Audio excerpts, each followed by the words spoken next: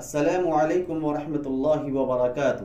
محترم سامعین کرام، سیرت ابو بکر صدیق رضی اللہ عنہ کا یہ دوسرا پارٹ ہے۔ اس حصے میں ہم آپ کو بتائیں گے کہ اللہ کے رسول صلی اللہ علیہ وسلم کی تجہیز و تکفین کے بعد حضرت ابو بکر صدیق رضی اللہ عنہ نے بیعت عامہ لی اور اس کے بعد کیا خطبہ دیا تھا۔ لشکر اسامہ کی روانگی کے بارے میں بھی بات ہوگی۔ حضرت اسامہ رضی اللہ عنہ کو حضرت صدیق اکبر نے کیا نصیحت کی تھی اس کا بھی ذکر ہوگا۔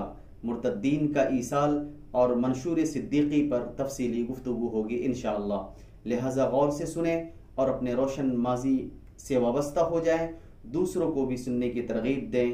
اگر چینل علمی نشریات سبسکرائب نہ کیے ہوں تو کر لیں۔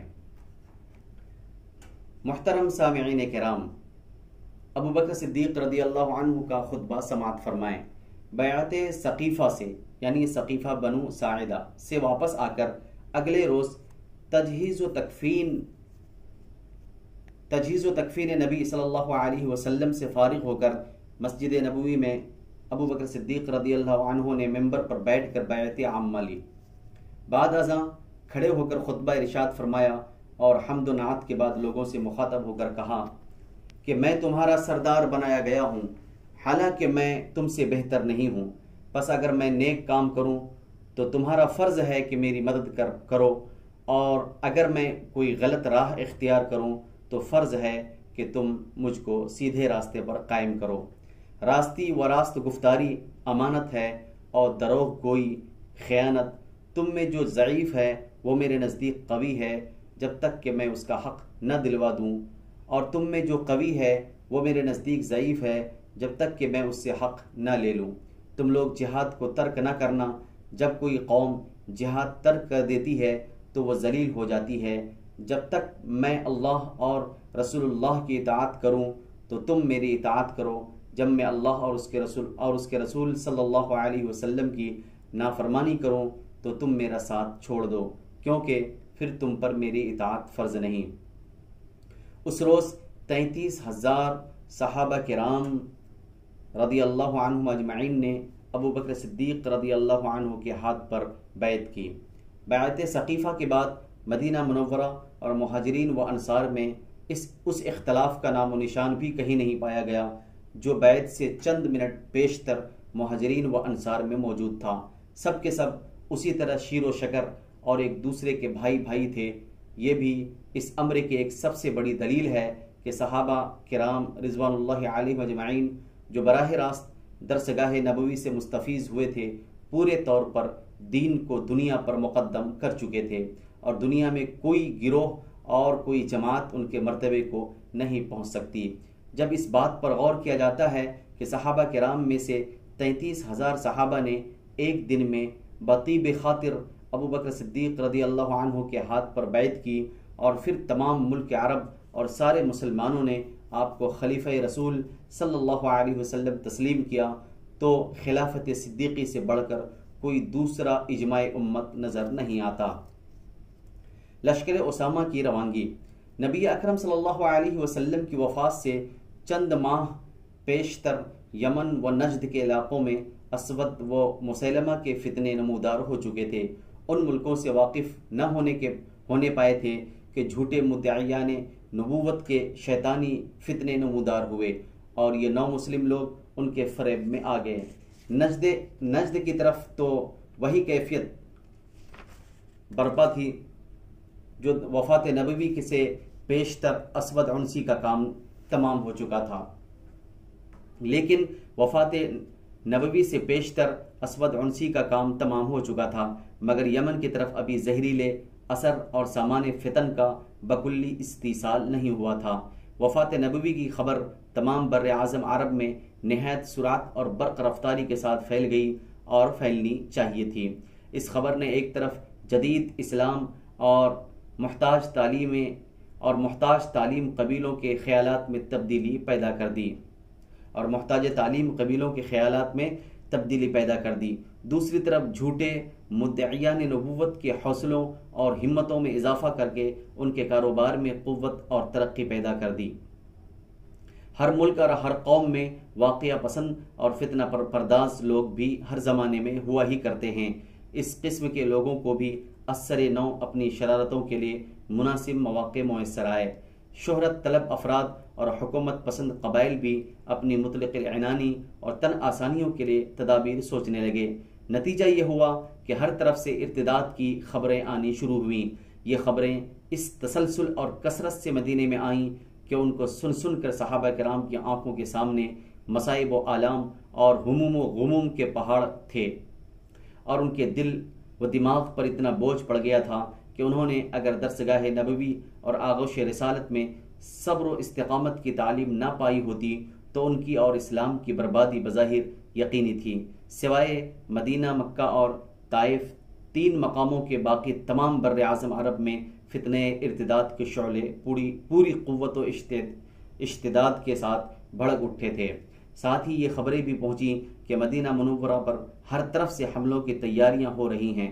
نبی اکرم صلی اللہ علیہ وسلم نے اسامہ بن زید کو رضی اللہ عنہ کو اپنے مرض الموت میں شام کی جانب رومیوں کے مقابلے کو لشکر اسلام کے ساتھ روانہ فرمایا تھا، اور نبی اکرم صلی اللہ علیہ وسلم کی علالت کے رو بترقی ہونے کے سبب یہ لشکر رکا ہوا تھا۔ اب بعد وفات نبوی ابو بکر صدیق رضی اللہ عنہ نے اس لشکر کو روانہ کرنا چاہا تو صحابہ کرام نے ابو بکر صدیق رضی اللہ عنہ سے عرض کیا کہ ایسی حالت میں جبکہ ہر طرف سے ارتداد کی خبریں آ رہی ہیں اور مدینے پر حملہ ہونے والے ہیں، اس لشکر کی روانگی کو ملتوی کر دیا جائے۔ صدیق اکبر کے قوت ایمان، قوت قلب، ہمت و شجاعت اور حوصلہ و استقامت کا اندازہ کرو کہ انہوں نے سب کو جواب دیا کہ اگر مجھ کو اس بات کا بھی یقین دلا دیا جائے کہ اس لشکر کے روانہ کرنے کے بعد مجھ کو مدینے میں کوئی درندہ تنہا پا کر پھاڑ ڈالے گا، تب بھی میں اس لشکر کی روانگی کو ہرگز ملتوی نہ کروں گا جس کو نبی کریم صلی اللہ علیہ وسلم نے روانہ فرمایا تھا۔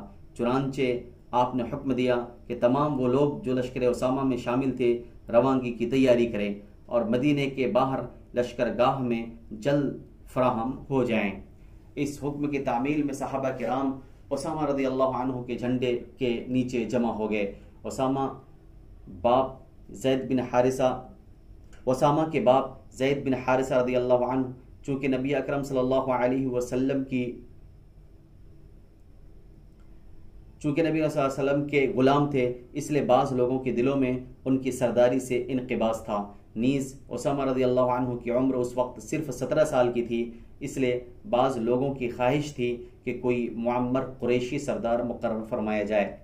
جب تمام لشکر باہر جمع ہو گیا تو اسامہ رضی اللہ عنہ نے عمر فاروق رضی اللہ عنہ کو کہ وہ ابھی اس لشکر کے ایک سپاہی تھے، صدیق اکبر کی خدمت میں یہ پیغام دے کر روانہ کیا کہ بڑے بڑے آدمی سب میرے ساتھ ہیں، آپ ان کو واپس بلا لیں اور اپنے پاس رکھیں، کیونکہ مجھ کو اندیشہ ہے کہ مشرکین حملہ کر کے آپ کو اور مسلمانوں کو اذیت پہنچائیں۔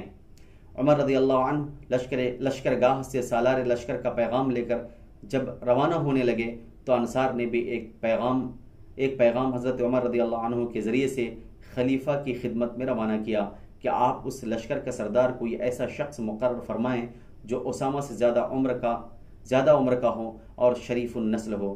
عمر رضی اللہ عنہ نے آ کر اول اسامہ رضی اللہ عنہ کا پیغام عرض کیا تو صدیق اکبر نے فرمایا کہ اس لشکر کے روانہ کرنے سے اگر تمام بستی خالی ہو جائے اور میں تنہا رہ جاؤں اور درندے مجھ کو اٹھا کر لے جائیں تب بھی اس لشکر کی روانگی ملتوی نہیں ہو سکتی۔ پھر انصار کا پیغام سن کر فرمایا کہ ان کے دلوں میں ابھی تک فخر و تکبر کا اثر باقی ہے۔ یہ کہہ کر آپ خود اٹھے اور اس لشکر کو رخصت کرنے کے لیے پیدل مدینے سے باہر لشکر گاہ تشریف لائے۔ اسامہ رضی اللہ عنہ کو مع لشکر رخصت کیا اور خود اسامہ رضی اللہ عنہ کی رکاب میں باتیں کرتے ہوئے چلے۔ اسامہ نے عرض کیا کہ یا تو آپ سوار ہو جائیں یا میں سواری سے اتر کر پیدل ہو جاؤں۔ آپ نے فرمایا کہ نہ میں سوار ہوں گا اور تم کو سواری سے اترنے کی ضرورت نہیں ہے، اور میرا کیا نقصان ہوگا اگر میں تھوڑی دور اللہ کی راہ میں بطریق مشاعت تمہاری رکاب میں پیدل چلوں۔ صدیق اکبر کا یہ طرز عمل انصار کے اس مذکورہ پیغام کا کافی جواب تھا۔ آپ کو اسامہ رضی اللہ عنہ کی رکاب میں اس طرح پیدل چلتے ہوئے دیکھ کر تمام لشکر حیران رہ گیا اور سب کے دلوں میں وہ انقباض دور ہو کر اس جگہ فرما برداری اور خلوص کے جذبات پیدا ہو گئے۔ اسامہ رضی اللہ عنہ کو نصیحت۔ آپ نے اسامہ رضی اللہ عنہ کو ان کی سواری کے ساتھ ساتھ چلتے ہوئے 10 باتوں کی نصیحت اور وصیت کی۔ معزز سامعین کرام، آپ نے فرمایا خیانت نہ کرنا، نمبر 1 خیانت نہ کرنا، جھوٹ نہ بولنا، بدعہدی نہ کرنا، بچوں، بوڑھوں اور عورتوں کو قتل نہ کرنا، کسی ثمر دار درخت کو نہ کاٹنا، نہ جلانا۔ نمبر 6 کھانے کی ضرورت کے سوا اونٹ، بکری اور گائے وغیرہ کو ذبح نہ کرنا۔ نمبر 7 جب کسی قوم پر گزرو تو اس کو نرمی سے اسلام کی طرف بلاؤ۔ نمبر 8 جب کسی سے ملو اس کے حفظ مراتب کا خیال رکھو۔ نمبر 9 جب کھانا تمہارے سامنے آئے تو اللہ کا نام لے کر کھانا شروع کرو۔ نمبر 10 یہودیوں اور عیسائیوں کے ان لوگوں سے جنہوں نے دنیاوی تعلقات سے الگ ہو کر اپنے عبادت خانوں میں رہنا اختیار کر رکھا ہے، کوئی تعرض نہ کرو۔ ان تمام کاموں میں جن کے کرنے کا حکم نبی اکرم صلی اللہ علیہ وسلم نے تم کو دیا، نہ کمی کرنا نہ زیادتی۔ اللہ کے نام پر اللہ کی راہ میں کفار سے لڑو۔ صدیق اکبر رضی اللہ عنہ اسامہ رضی اللہ عنہ کو یہ نصیحت کر کے مقام جرف سے واپس آئے۔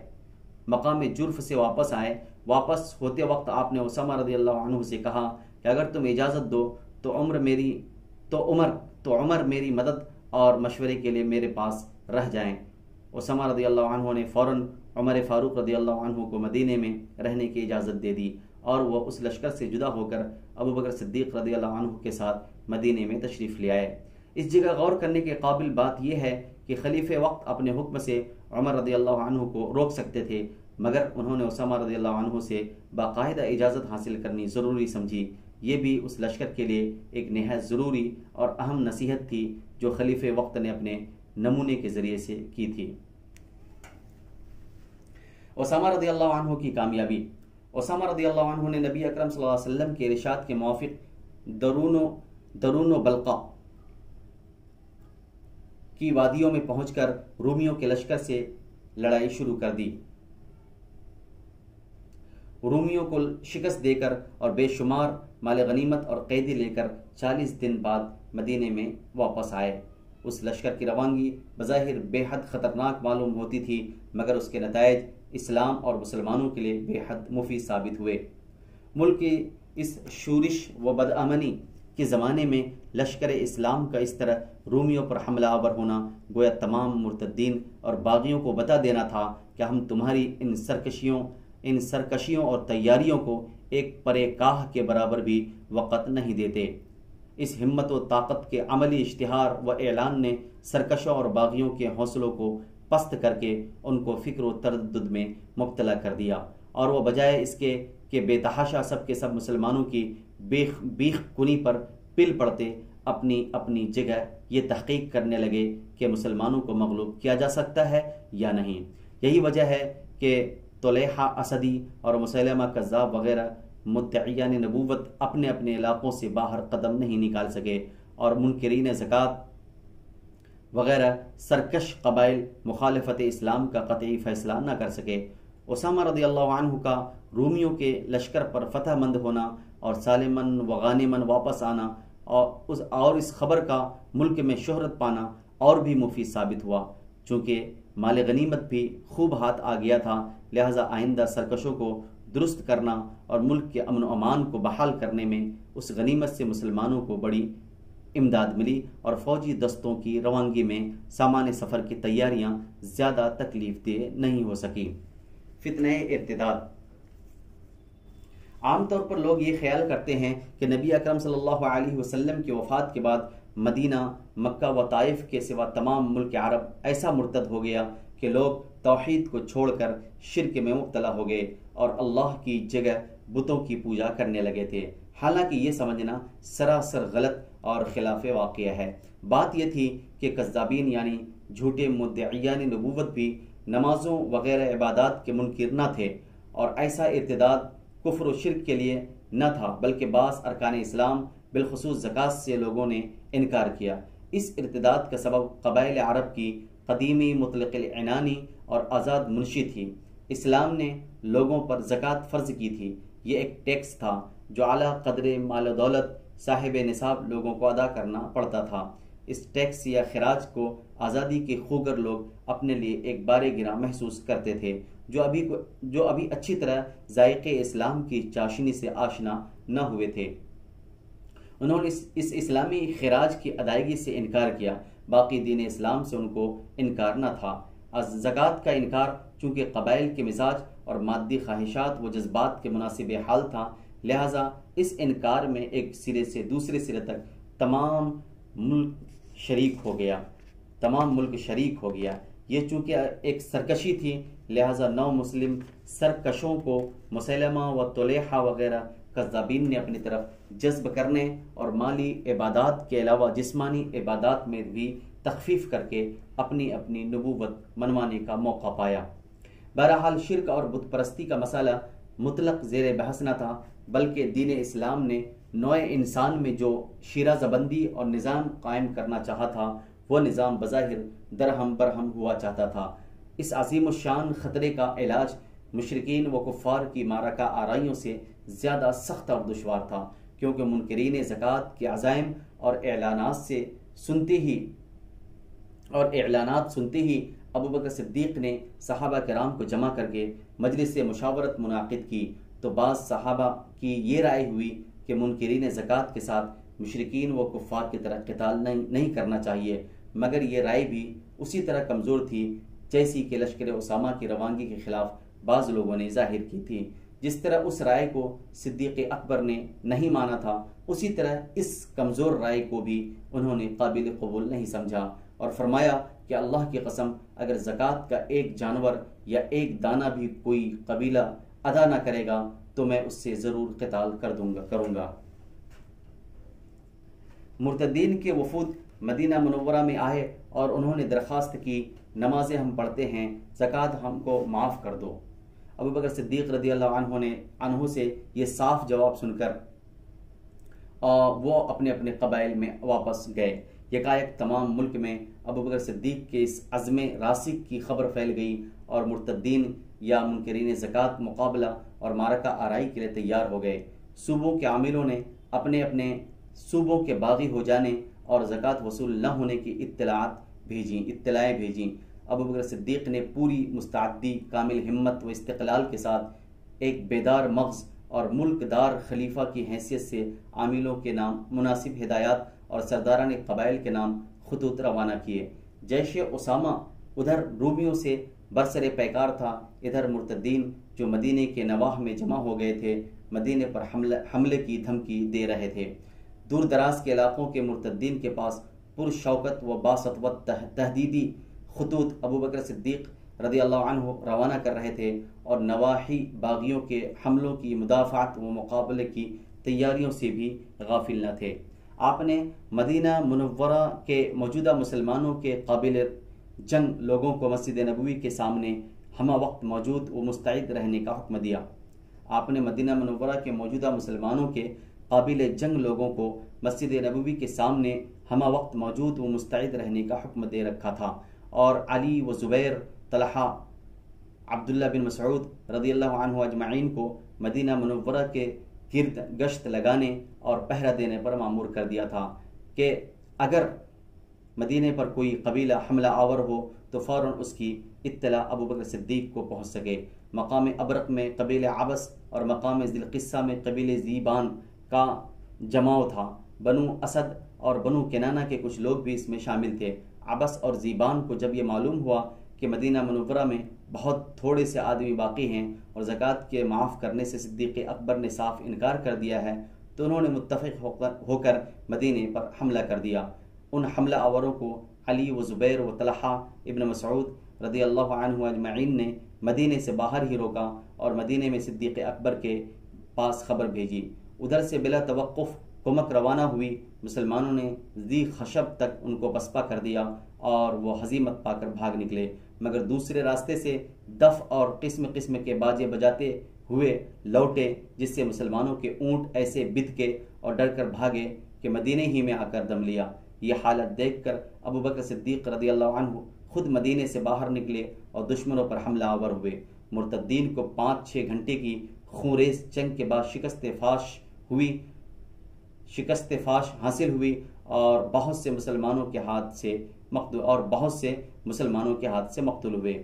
نعمان بن مقرن رضی اللہ عنہ اور ایک چھوٹی سی جماعت کے ہمراہ مال غنیمت تو ابو بکر صدیق رضی اللہ عنہ نے مدینے میں بھیجا اور خود دشمنوں کے تعاقب میں روانہ ہو کر مقام ذی القصہ تک بڑھتے چلے گئے۔ ادھر دشمنوں کی ایک جمعیت نے دھوکہ دے کر اور نظر بچا کر مدینے پر حملہ کر دیا اور چند مسلمانوں کو شہید کر کے مال غنیمت واپس چھین کر چل دیے۔ جب ابو بکر صدیق واپس آئے اور یہ حال سنا تو بہت رنجیدہ ہوئے اور قسم کھائی کہ جس قدر مسلمان مرتدین کے ہاتھ سے شہید ہوئے ہیں، جب تک اتنے ہی مرتدین کو قتل نہ کر لوں گا چین سے نہ بیٹھوں گا۔ غرض آپ اسی عزم و تہیہ میں تھے کہ اسامہ رضی اللہ عنہ مع مال غنیمت مدینے میں داخل ہوئے۔ آپ نے اسامہ اور ان کے لشکر کو تو مدینے میں چھوڑا کہ وہ اور ان کا لشکر جو سفر سے تھکا ہوا آیا تھا مدینے میں آرام کریں، اور خود مدینے کے مسلمانوں کی مختصر سی جمعیت لے کر ذی خشب اور ذی قصہ کی طرف خروج کیا۔ مقام ابرق میں عبس و زیبان و بنو بکر و بنو ثعلبہ بن سعد وغیرہ قبائل برسر مقابلہ ہوئے، نہایت سخت لڑائی ہوئی، انجام کا مرتدین شکست یاب ہو کر فرار ہوئے۔ اور مقام ابرق میں صدیق اکبر نے قیام کیا اور بنو زیبان کے مقامات مسلمانوں کے دیے، ان کی چراگاہیں مجاہدین کے گھوڑوں کے لیے وقف فرما دیں۔ وہاں سے آپ مقام ذی القصہ تک تشریف لے گئے اور دشمنوں کی قرار واقعی گوشمالی کی، پھر مدینہ منورہ میں واپس تشریف لے آئے۔ اب لشکر اسامہ نے بھی سستا لیا تھا۔ ملک عرب میں ابو بکر صدیق رضی اللہ عنہ کو جن لوگوں سے مقابلہ و مقاتلہ درپیش تھا ان کی 2 قسمیں تھیں۔ اول وہ لوگ جو نجد و یمن اور حضرموت وغیرہ کی طرف مسلمہ و طلیحہ و سجاح وغیرہ جھوٹے مدعیان نبوت کے ساتھ متفق ہو گئے تھے، ان لوگوں سے لڑنے یا قتال کرنے میں کسی صحابی کو اختلاف نہ تھا۔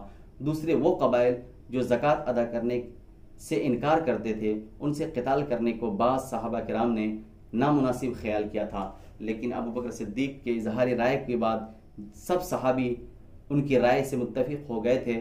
ان دونوں قسم کے لوگوں میں کچھ فرق تو ضرور تھا، لیکن مسلمانوں نے جب کہ دونوں کے مقابلہ و مقاتلہ کو یکساں ضروری قرار دیا تو پھر ان دونوں میں کوئی فرق و امتیاز باقی نہ رہا تھا۔ اور حقیقت بھی یہی ہے کہ دونوں گروہ دنیا طلبی و مادیت کے ایک ہی سیلاب میں بہہ گئے تھے، جن کو صدیقی تدبیر و روحانیت نے غرق ہونے سے بچا لیا اور اس طوفان ہلاکت آفری سے نجات دلا کر ملک عرب کا بیڑا ساحل فوز و فلاح تک صحیح سلامت پہنچایا۔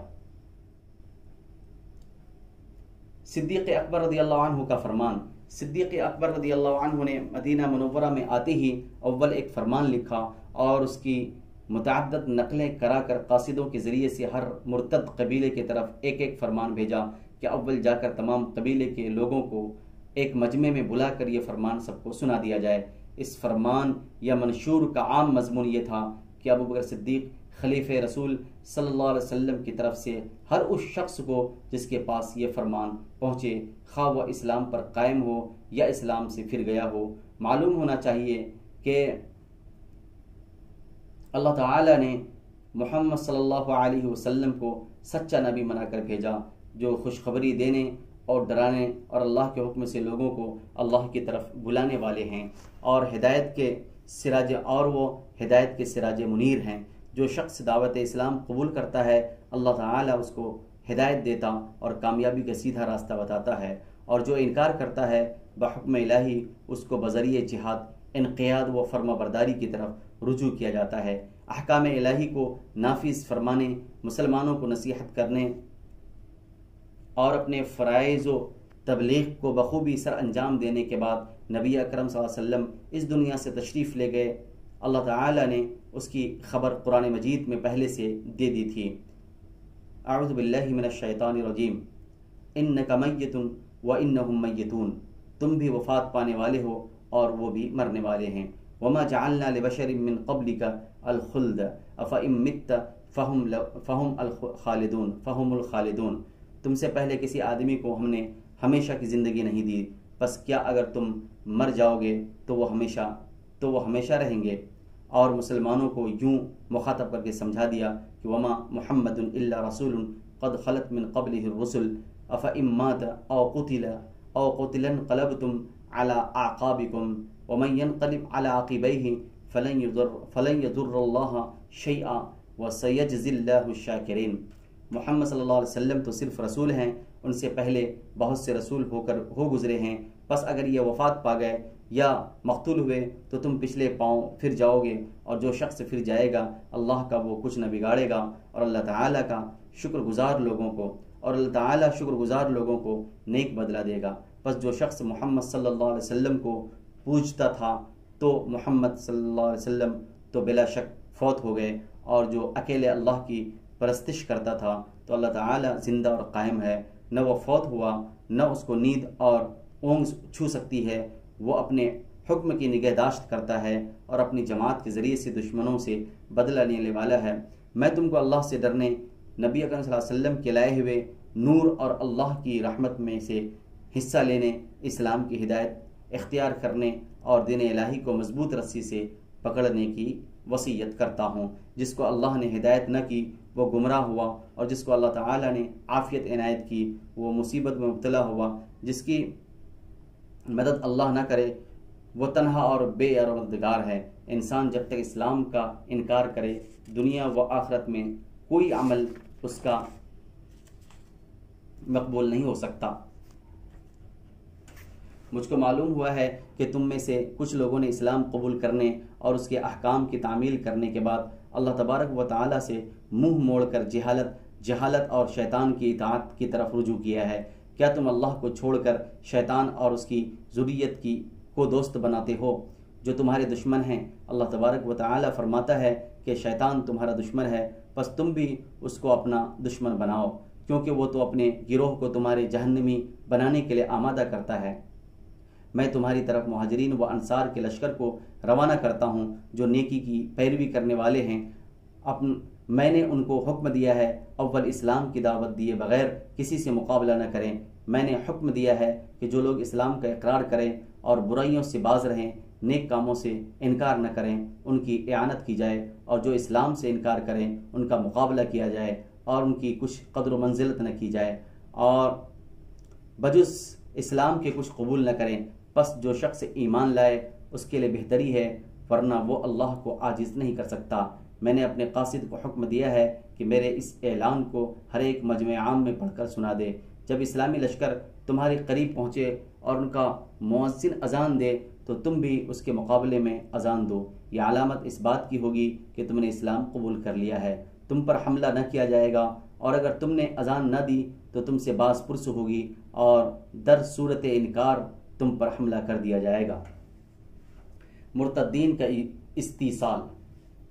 ان فرامین کو قاصدوں کے ہاتھ روانہ کرنے کے بعد صدیق اکبر نے 11 علم تیار کیے اور 11 سردار منتخب فرما کر ایک ایک جھنڈا ہر ایک سردار کو دیا۔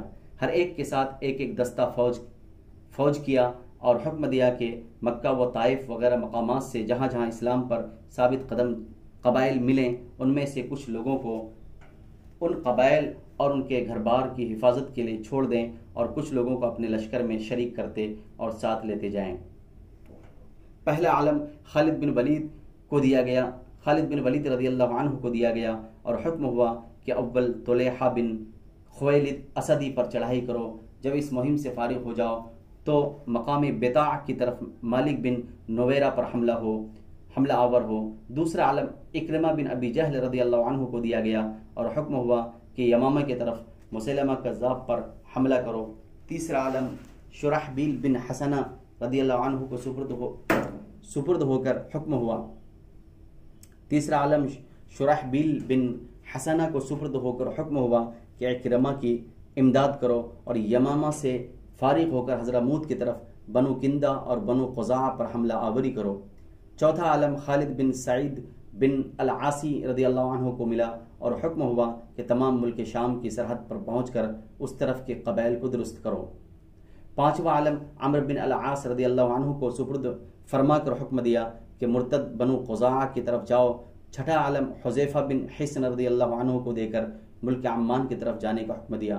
ساتواں علم عرفجہ بن حرثمہ رضی اللہ عنہ کو سپرد کر کے اہل مہرہ کی طرف جانے کا حکم دیا۔ حذیفہ اور عرفجہ کو یہ بھی حکم ملا کہ دونوں ساتھ ساتھ رہیں۔ جب ملک عمان میں رہیں تو حذیفہ امیر اور عرفجہ ماتحت ہوں گے، اور جب مہرہ میں ہوں تو عرفجہ امیر ہوں گے اور حذیفہ ماتحت سمجھے جائیں گے۔ 8واں علم طریفہ بن عاجز یا طریفہ بن عاجز رضی اللہ عنہ کو دیا گیا، اور حکم ہوا کہ بنو سلیم اور ان کے شریک حال بنو حوازن کی طرف جاؤ۔ 9واں علم سوید بن مقرن رضی اللہ عنہ کو دیا گیا، اور ان کو حکم ملا کہ یمن یعنی تہامہ کی جانب جاؤ۔ 10واں علم علا بن الحضرمی رضی اللہ عنہ کو دیا گیا، اور حکم ہوا کہ بحرین کی طرف جاؤ۔ 11واں علم مہاجر بن ابی امیہ رضی اللہ عنہ کو دیا گیا، اور حکم ہوا کہ صنعاء کی طرف جاؤ۔ ان تمام سرداروں کی روانگی کے وقت ایک ایک فرمان ایک ہی مضمون کا لکھ کر دیا گیا۔ اس فرمان کا مضمون یہ تھا: منشور صدیقی، یہ عہد نامہ ہے ابو بکر خلیفہ رسول صلی اللہ علیہ وسلم کی طرف سے، جو فلاں سردار کو دیا جاتا ہے جبکہ وہ لشکر اسلام کے ساتھ مرتدین سے لڑنے کو روانہ کیا جا رہا ہے۔ اس سردار سے ہم نے اقرار کر لیا ہے کہ وہ اللہ تبارک و تعالی سے ظاہراً اور باطناً اپنے تمام کاموں میں ڈرتا رہے گا۔ ہم نے اس کو حکم دیا ہے کہ اللہ تبارک و تعالی کی راہ میں مرتدین سے لڑے، مگر پہلے ان پر اتمام حجت کرے اور ان کے اسلام کی دعوت دے۔ اگر وہ قبول کر لیں تو لڑائی سے باز رہیں، اگر وہ قبول نہ کریں تو ان پر حملہ کیا جائے یہاں تک کہ وہ اسلام کا اقرار کریں۔ پھر ان کو ان کے فرائض و حقوق سے آگاہ کیا جائے جو ان پر فرض ہے، وہ ان سے لیا جائے، اور جو ان کے حقوق ہیں وہ ان کو دیے جائیں۔ اس میں رعایت کسی کی نہ کی جائے۔ مسلمانوں کو دشمنوں کے ساتھ جنگ کرنے سے روکا جائے۔ جس نے احکام الہی کا انکار کیا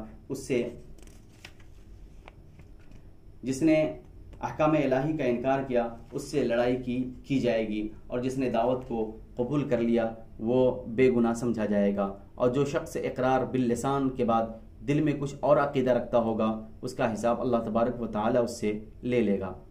جو لوگ منکر ہو کر لڑائی تک نوبت پہنچا دیں گے اور اللہ تعالی پر مسلمانوں کو غلبہ عطا کرے گا تو مال غنیمت علاوہ خمس کے تقسیم کر دیا جائے گا، اور خمس ہمارے پاس بھیجا جائے گا۔